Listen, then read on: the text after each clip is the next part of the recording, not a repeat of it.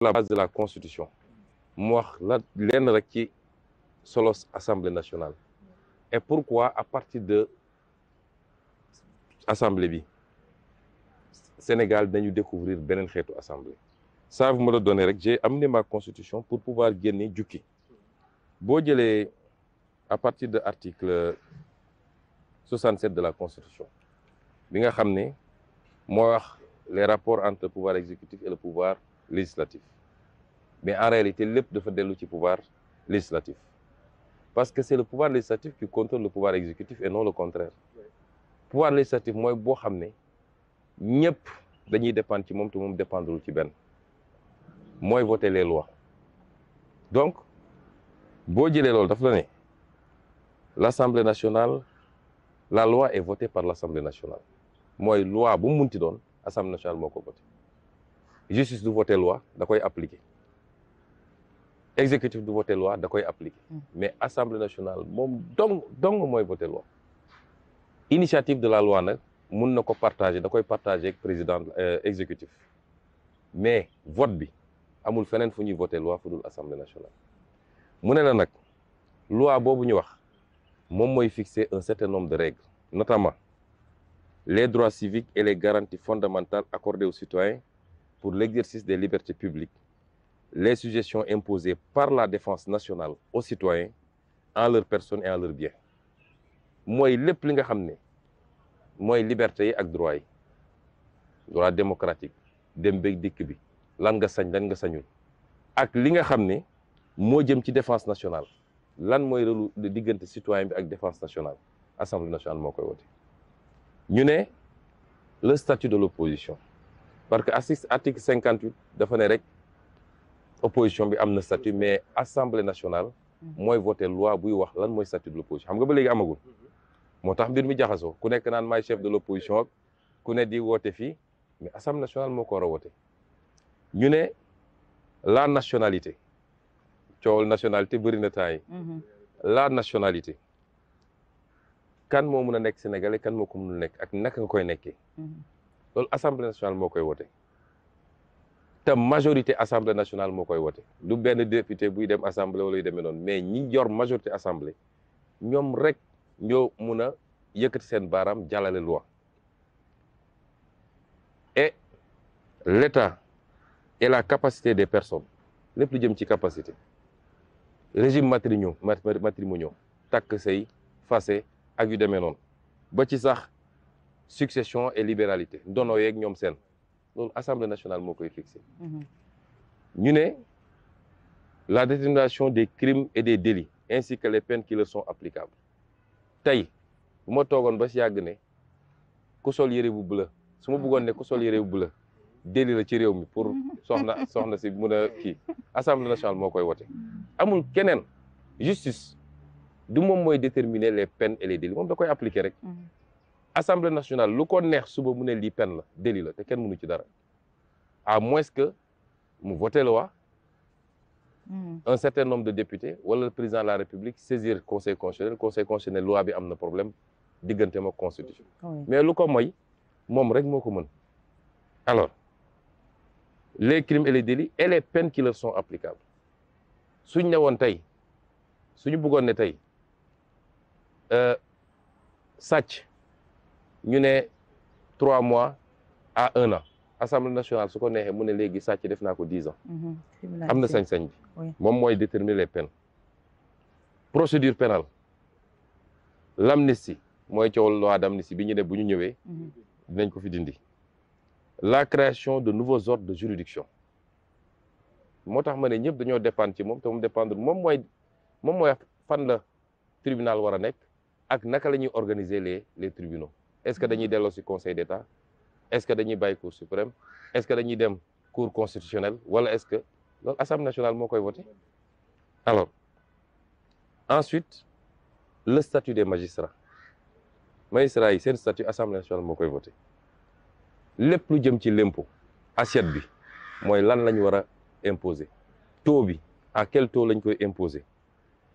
modalité de recouvrement et d'imposition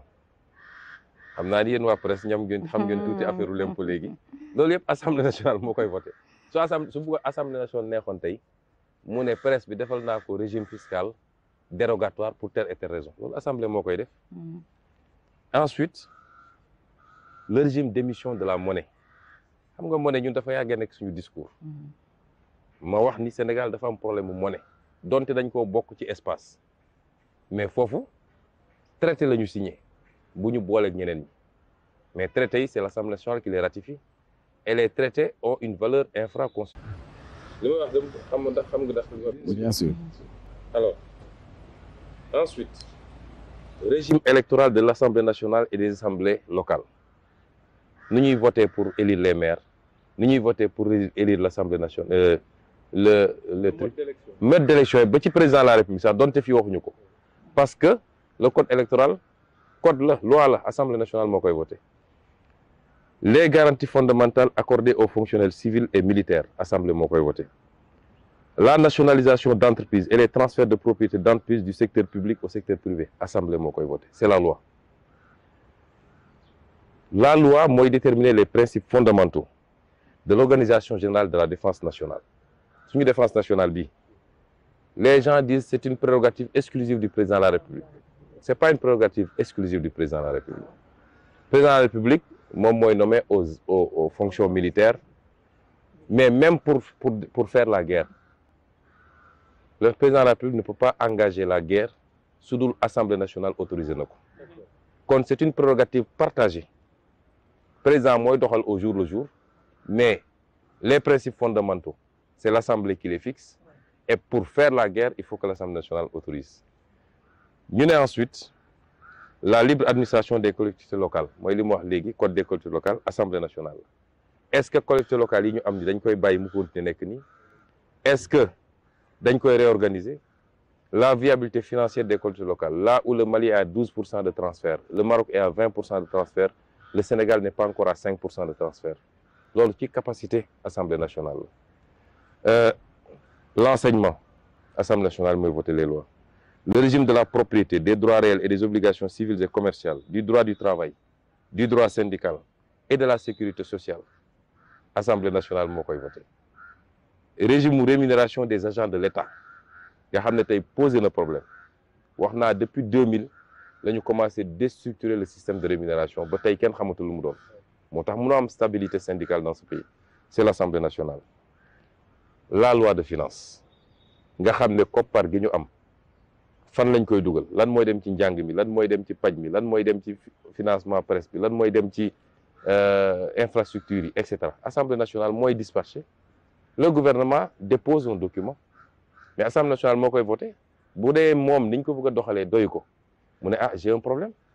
te Assemblée nationale bu doxoon ni mu war a dox du ñu am problème bii ñu am ci dette bi. ah oui. naka la ñu mun a naxee Assemblée nationale muy voter des lois de règlement et des lois de finances rectificatives ñu ne ko bor bi mu nga ca 74%. ndekete bor ba jamono jooju ma nga ca 84%. ça veut dire que am na lu manqué te loolu bokk na ci réforme yu ñu war def ci assemblée. il y a une asymétrie man j'ai été député il y a une asymétrie extrêmement profonde entre pouvoir exécutif bi un président de la République et un chef de gouvernement nga yor toute l'administration nga xam ne loo soxla am nga waxuma la une équipe mais des équipes pour le faire. nga dem assemblée nationale député bi amul sax assistant parlementaire moom dong man suñu daan dem loi de finances war a voter la loi de finances mais problème la parce que man kese on te donne les documents à une semaine du début des travaux nga war a xool lu ñu wax ci mbay mi xool budget càmm gi xool budget santé bi xool budget éducation yow kese yaa koy def amoo assistant parlementaire amoo équipe buy liggéey ak yow mais loolu dafa créer asymétrie. Ce qui fait que l'Assemblée n'a pas les outils boo demoon tey Assemblée nationale France waxuma la sax assistant parlementaire yi député bi am fi mu nekk mais circonscription bu mu dëkk député Matam day am foofu bureau am ay assistants yu koy liggéeyal ci problème mu Matam di ko dajaleel mais fi loolu amu fi asymétrie boobu am nag moo tax le pouvoir exécutif mun na tronquer beaucoup de choses te Assemblée nationale du gis parce que amul les outils c'est comme les traités internationaux le président de la République bu signer un traité moo xam un traité bilatéral ou un traité multilatéral il faut mu yóbbu ko assemblée nationale ñu autoriser ko mais est-ce que xam nga ni accord de pêche yi ñu arrêté musul dem assemblée nationale pourtant dafa waroon jaar assemblée nationale donc loolu bokk na ci yi ñu war a corriger assemblée nationale mais c'est pour vous dire rek l'importance pour man cër bi gën a am solo ci am réew boo demee États-Unis le congrès doole bi mu am moo tax président États-Unis sa hantise mooy ñu fal la te amoo majorité congrès soo ñëwee toog amoo majorité congrès li ngay njëkk a préparer mooy les élections de mi-mandat renouvellement congrès pour nga mën a jàllale say budget mën a jàllale say loi yu ak yu mel noonu soo amul majorité assemblée